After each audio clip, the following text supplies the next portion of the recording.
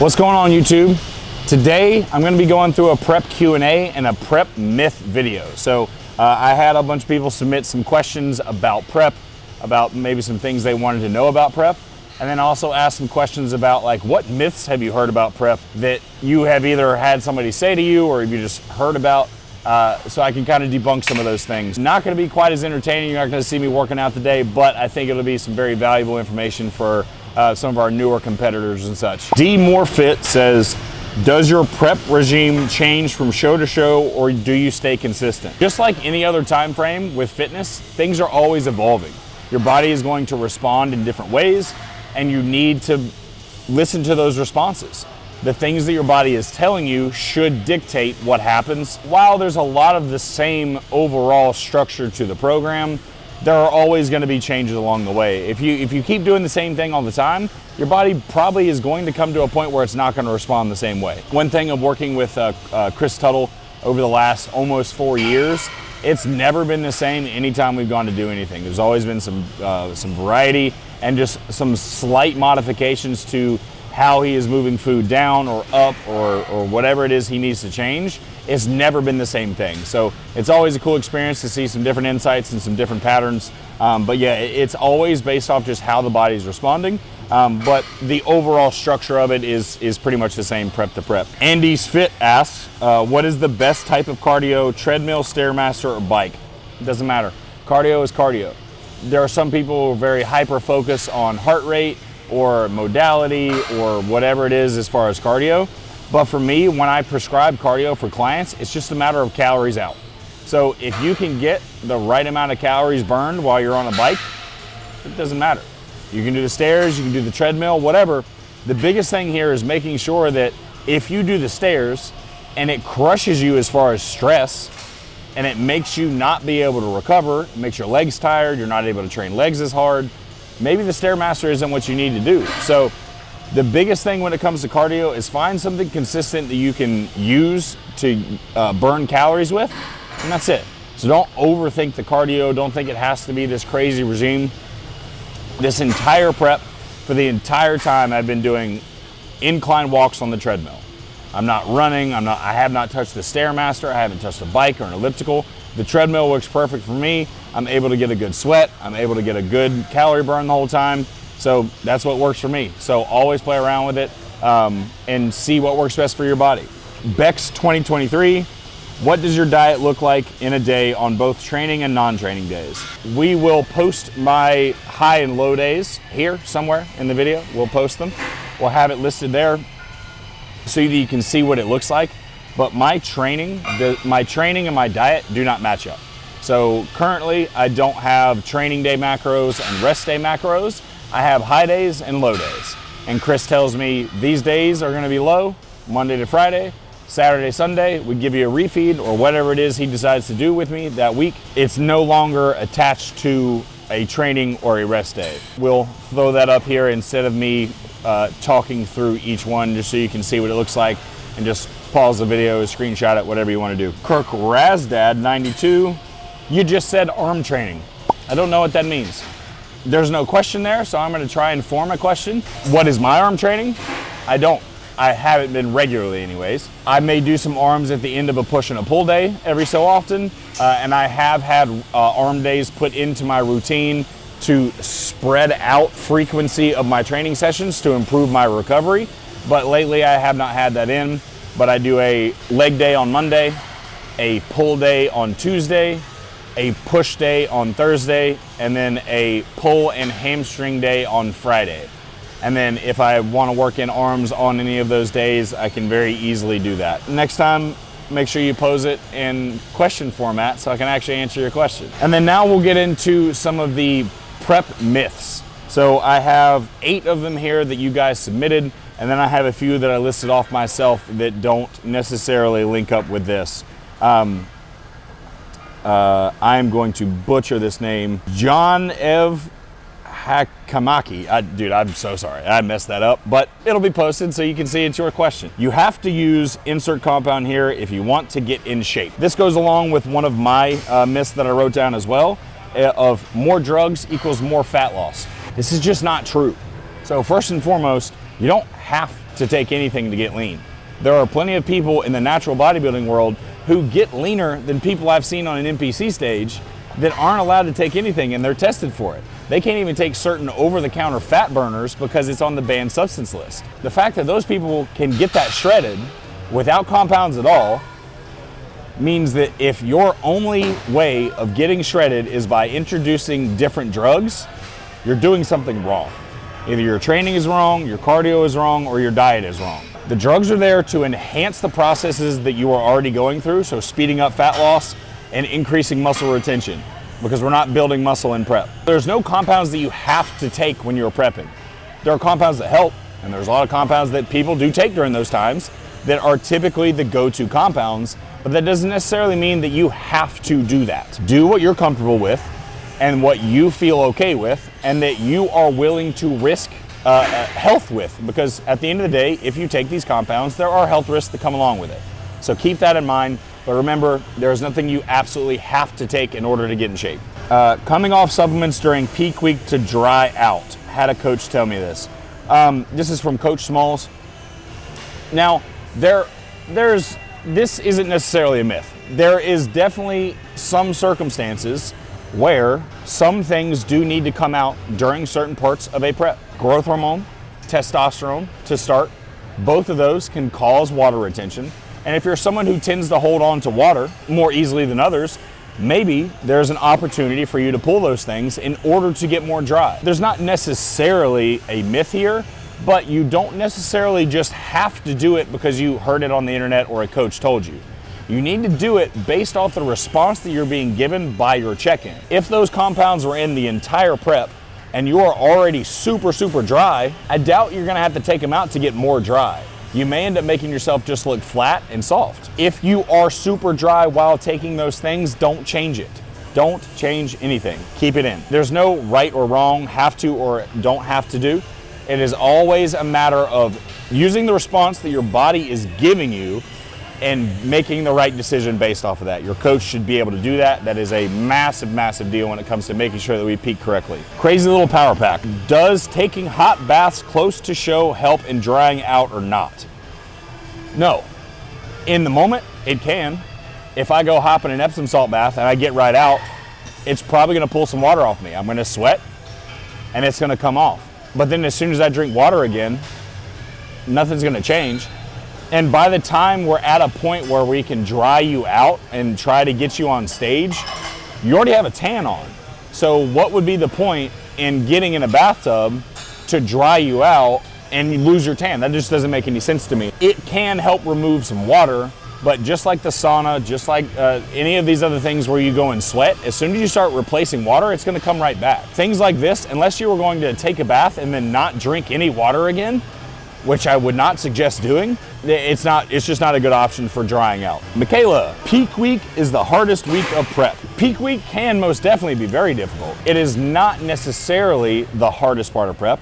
I think in that ballpark where you're still far out from the show, like I'm coming up on 7 weeks out now, and that's close, but it's just far enough to where it's like, it's almost a tease. I would say that 10 to like 4 week time span or 3 week time span is probably the hardest as far as prep is concerned, at least for me.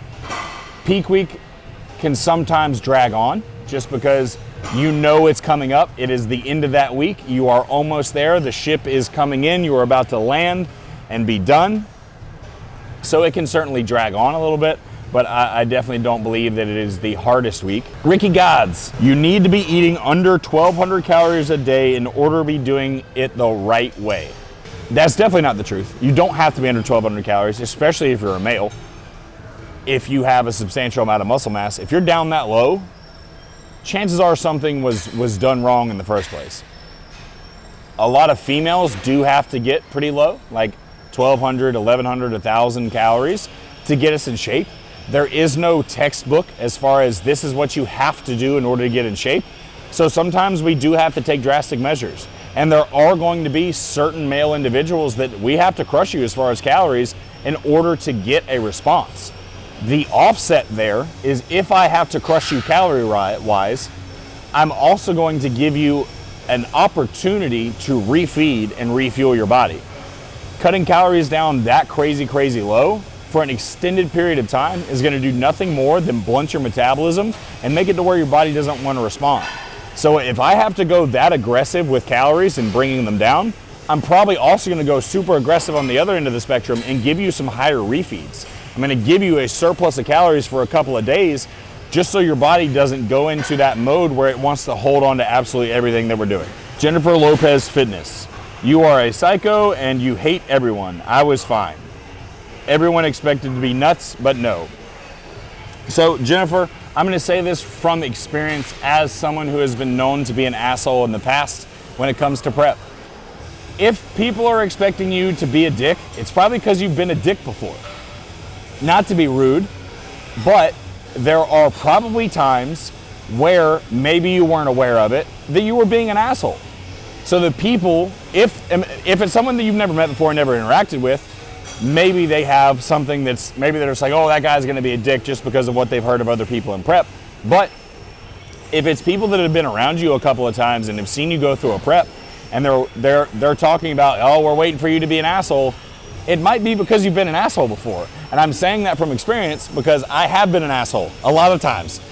I've been around so many different types of people in prep, people who are able to stay crazy happy all the time, and then people who hate everyone and everything as soon as they start prep. And there's a massive spectrum there. Every single one of those people, even the ones who stay super happy all the time, have their moments where they get a little snappy, where they get a little testy. And maybe they didn't realize it. Maybe they didn't realize that the person they were speaking to took something they said in an aggressive or offensive manner. If it is something that continues to come up from people who have been around you enough times, you should probably take it as a hint. You should probably go, okay, maybe there is something I need to fix. This is something I've been incredibly aware of this prep, especially with having my son, of making sure that my attitude is in check and not taking things out on the people around me. They are not the reason that I'm hungry or tired or whatever. They did not force me to do this show, so I don't need to be an asshole to them because I'm tired, because I'm hungry. There's no excuse for that. So it is something that I have very aggressively been working on to try and make sure that I am a better person. So I'm not saying it's the truth. Maybe you are completely fine. Maybe you have never been mean at all at any point in your preps. If it's something that keeps coming up, maybe it's something you need to evaluate. Maybe you need to evaluate some of the things that you're doing and saying. Maybe you don't know how they come across to other people. Carissasaurus Flex. Life is better when you're leaner. That is certainly a myth up until a point. Once you get to that like suck stage where it's hard to even stand upright or breathe or get off a couch, that's when being lean sucks. Instagram and YouTube and all of these social media platforms where you see people shredded, you see the highlights. They're not getting on there and getting pissy. They're not getting on there and like complaining, because who wants to watch anybody complain? No one. That's not fun. That's not going to get views. So I think a lot of times people will just see social media and go, wow, that person's shredded. That's awesome. That's so cool. I wish I could be that shredded, without really fully understanding what it takes to get there, how much energy it takes to get there, what level of like mentally crazy you have to go to in order to make this thing happen. If you're just getting beach lean and you want to be leaner than most people, it's probably pretty fun. But once you start getting to that point where like you're having to think about getting yourself up off the couch, yeah, it definitely sucks. Be more fit. A part of your soul dies a little for every prep you do. I'm not sure where the myth is here. I'm pretty sure that happens every time, but no, I'm just kidding. It's all a matter of how you can handle what's being thrown at you, because there are a lot of aspects of prep that can really suck everything out of you and make you feel like absolute shit. And it can definitely feel as if you are dragging along at all times. But again, this comes back to the other thing that I was touching on with Jennifer's question of like the getting angry and things like that. It's all about your perspective and how you approach being in a position where you can't have the foods that you want. You can't necessarily go do the things that you want to do. There's so much things that you have to get done in a day in order to make sure you're still moving forward, that things start to get restricted during that time. So certainly it can feel as if you're being drained. The life energy is being sucked out of you. But if you shift that mentality and realize that this is an opportunity for me to harden my resolve, harden my discipline, harden my work ethic, and see what I am able to withstand and push through, then you're mentality will start to shift. You start to realize that this struggle you're going through daily is something that is going to make you a better person. So that was all the questions that I got from, or questions and myths that I got submitted by you guys. I had a few more that I wrote down myself that I wanted to kind of touch on that we can go through now. You have to eat fish. You don't. You don't have to eat fish to get lean. You'll often see people talk about in order to get conditioned, you have to eat tilapia or cod or whatever white fish source. You have to eat that and veggies, and that's it, and that's how you get lean. There is most certainly a time and a place where certain people will have to use a white fish in order to get the amount of lean that they need to get to. Some people, if their fats are anything more than just trace amounts, they're going to continue to hold on to fat. With that kind of individual, we may have to go to a source of protein that has super low trace fats, i.e. a fish, instead of chicken or red meat. But at the end of the day, the only thing that matters when it comes to making sure that we get lean, you have to be in a calorie deficit for an extended period of time in order for us to get lean. If you cannot stay in that deficit for an extended period of time, you're not going to get lean no matter what. Whatever sources you decide to fill that calorie amount in with doesn't necessarily matter unless you are one of those individuals who responds better to trace fats in the diet. That's not always the case. Speaking with someone like Dr. Dwayne Jackson, who did Antoine Vaillant's diet leading up to the Olympia last year, Antoine was eating 100, I think he said 100 or 150 grams of fat all the way up to show. So his fats were crazy high. And if you look back at the pictures of Antoine, he was shredded at this last year's Olympia. So you can't deny that not everyone has to do these certain things in order to get lean. So it's not always about just the particular type of food. Just switching to fish isn't going to make you miraculously get leaner than everyone else. You have to do fasted cardio to get lean. Also not true. Something I touched on in my Instagram stories the other day. Cardio is only about calorie output. I'm not worried about creating a shitload of fat loss by walking on a treadmill or getting on the Stairmaster. All I am doing is driving a calorie deficit. Now, if we look at the context of an enhanced bodybuilding prep, where there is some efficacy that doesn't necessarily reflect in studies, because studies show that fasted and non-fasted cardio have about the same effect. But when we look at enhanced bodybuilders, which they were not looking at, there are compounds that we use like growth hormone, carnitine, thyroid hormone, and clen that all tend to have a little bit higher effect when we are fasted. Those four products all have a fat loss component to them. And if we want to get the most out of them, using those in a fasted state where we are moving our body and outputting calories, okay, maybe there is a shift to more fat loss in that circumstance. You do not have to necessarily just do fasted cardio in order to get lean. This whole prep, I've maybe done fasted cardio 5 times. And I don't think anyone can deny that I'm pretty fucking lean at this point with 7 more weeks to go. So you do not have to do fasted cardio in order to get lean. This one kind of tags along with that last one. You have to do stairs in order to get lean. Just like I said to the guy's question at the beginning, whatever form of cardio you prefer and that doesn't take away from your recovery capacity to train and lift weights is the one that you should stick with. What I'll often see a lot of times is people are on the Stairmaster for hours at a time. This now starts to take away from our recovery capacity with our legs. And what you'll see is people hold a ton of water and inflammation in their quads because they're constantly brutalizing themselves on the stairs. And then they're wondering why the definition in their quads goes away all the time or why they can't get their legs to show the way they want to. So just because you get on the stairs doesn't necessarily mean you're going to burn more body fat. There's a steady progression down in food. While there is some truth to that, and food does have to come down over time, it is not just a linear progression where I start really high and at the end I'm licking an apple for calories. That's not how this works. There are going to be times where we need to push you down really low and then we need to pull you back. We need to add a little bit more food in, we need to pull a little bit more food away.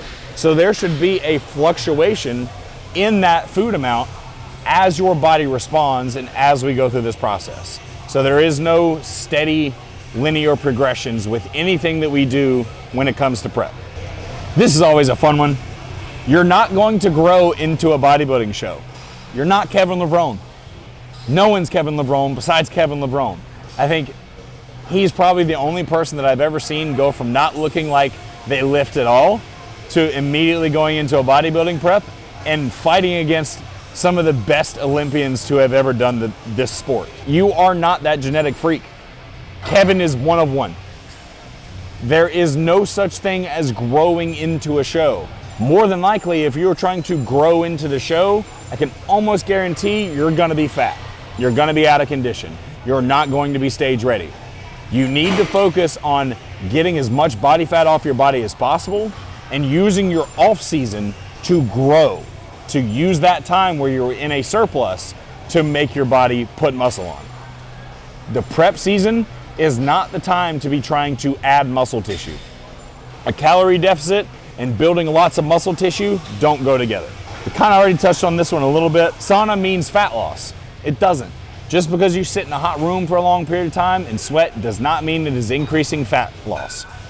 There are some studies that show that high heat temperatures as well as cold temperatures can have some effect on overall body fat. We're not just gonna get in a sauna and we're gonna lose body fat. It's a good way to pull some water off if you need to in order to see what you would look like drier. But just like the question someone had about the bathtub, if once that tan goes on your body, getting in a sauna to get you dry is not realistic anymore. So that tool is something you could potentially use earlier on in prep if it makes you feel good about yourself. And it's also a great recovery tool, but I would not look at it as something that is going to help us progress and go forward as far as bettering your stage look. Because if I go hop in the sauna now, guess what I'm gonna have to do at some point? Drink water. So all that sweat that I pushed out that made me look super dry goes right back in when I drink water. And then last one, peak week is a magic cure. I'm sorry to tell you, if you're going into peak week and you're worried about, oh, I'm gonna change completely because I pulled water or because we introduced a diuretic or because we're manipulating sodium or whatever, more than likely, you're not ready. If you're having to make drastic measures and do drastic things in the last week in order to even come close to being stage ready, you did it wrong. Your coach led you down the wrong path. Peak week is not special. There is no diuretic you can take that is going to change your body in that week. There is no amount of sodium manipulation or potassium manipulation or water manipulation or carbing up or carb depletion that is going to drastically change your physique. Peak week should be a gradual reduction in stress alongside a gradual increase in calories, mostly from carbohydrates, and getting your body prepared to show that day. There is nothing magic about that last week of prep. So that is everything I got for you guys today. Hopefully some of these questions and myths that I went through are able to help you either getting ready for your first show or maybe you're getting ready for one now and you've heard some of these things pop up. So hopefully you guys were able to learn something from this. As always, like, subscribe, share with your friends, and I'll see you next time.